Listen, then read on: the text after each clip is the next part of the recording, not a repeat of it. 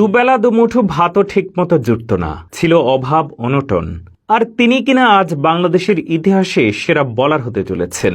রাওয়ালপিন্ডির শহরটা পরিচিত শোয়েব আখতারের কারণে। জগৎ বিখ্যাত এই গতি দানবের আবির্ভাবে হয়েছিল সবুজে ঘেরা এই পেস বান্ধব স্টেডিয়াম থেকে। কিন্তু সেই তার শহরে গিয়ে তার দলকেই হারিয়ে দিয়ে নতুন এক ইতিহাস গড়লেন বাংলার গতি দানব নাহিদ রানা। তার এক একটা বল যেন আগুনের চেয়েও বেশি উত্তাপ, যা প্রতিপক্ষের স্টাম্প ভেঙে চুরে দিতে সক্ষম। আর পাকিস্তানের মাটিতে এবার সেটাই প্রমাণ করলেন তিনি।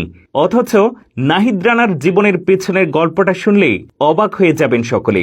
যে ছেলেটা ঠিকমতো খাবার খেতে পারতেন না, তিনি এখন বাংলাদেশের ইতিহাসে সবচেয়ে গতিশীল বোলার। আর সেই নাহিদ রানার জীবন পরিবর্তনের গল্পই শুনব এই ভিডিওতে।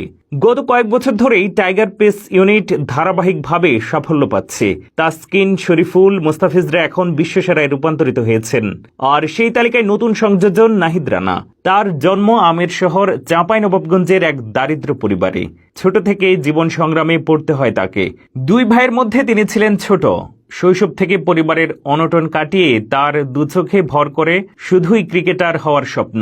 সারাদিন গ্রামের মাঠে দাপিয়ে বেড়াতেন এই পেসার। ছিপছিপে গড়নের হলেও এলাকার সবার চেয়ে ভালো বল করতে পারতেন তিনি। তবে বাকি ৮-১০টা বাবা মায়ের মতো নাহিদ রানার বাবা মাও চাইতেন না ছেলে সারাদিন খেলাধুলা করে পড়াশোনা নষ্ট করুক। কিন্তু ছোট ভাইয়ের এমন প্রতিভা দেখে মুগ্ধ হন নাহিদের বড় ভাই।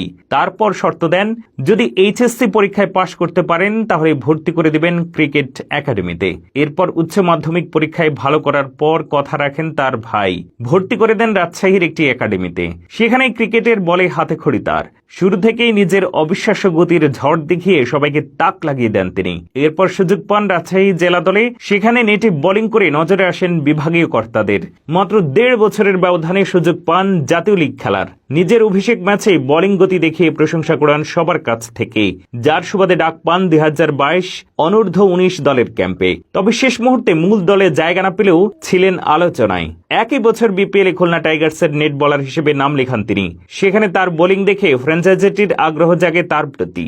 সেই বছরই ডাক পান খুলনা টাইগার্সের মূল দলে এবং সুযোগ পেয়ে বিপিএলে প্রায় ১৪৫ থেকে ১৪৮ কিলোমিটার বেগে বল করে সবার নজর কাড়েন নাহিদ। এমনকি তার বল খেলতে হিমশিম খেয়ে যান দলটির বিদেশি ক্রিকেটাররাও। পরের বছরও খেলেন একই দলে, সেইবার অবদান রাখেন আলাদাভাবে। তারপর গেল শ্রীলঙ্কার বিপক্ষে ঘরের মাঠে সিরিজে তাসকিন ও ইবাদতের ইনজুরির কারণে ভাগ্য খুলে যায় তার। সুযোগ পান জাতীয় টেস্ট দলে।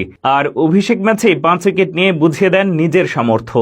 সেই ম্যাচের পরে বলেছিলেন তিনি দেশের ইতিহাসে সর্বোচ্চ গতির ডেলিভারি করতে চান।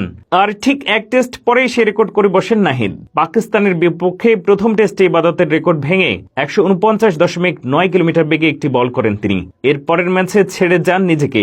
শান মাসুদের বিপক্ষে একটি ডেলিভারি করেন প্রায় ১৫২ কিলোমিটার বেগে, যেটি কিনা এই যাবৎকালে বাংলাদেশের ইতিহাসে সবচেয়ে দ্রুত গতির ডেলিভারি।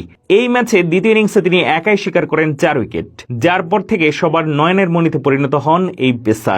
ধারণা করা হচ্ছে একটা সময় দুনিয়ার সেরা সেরা বোলারদেরও রেকর্ড ভেঙে দিবেন তিনি। তাই ভক্তরা নতুন করে তার নাম দিয়েছেন চাঁপাইনবাবগঞ্জ এক্সপ্রেস।